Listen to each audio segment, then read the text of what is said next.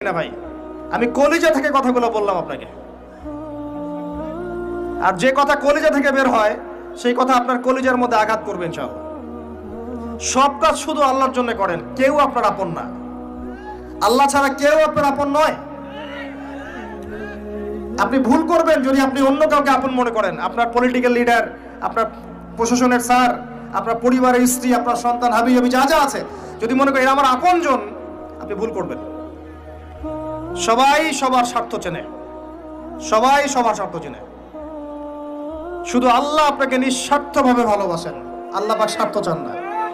সারাটা জীবন পাপ করে থাকলেও একটা বার দাঁড়িয়ে খালি বলেন আল্লাহ আস্তাগফিরুল্লাহ ওয়া আতুবু ইলাইহি।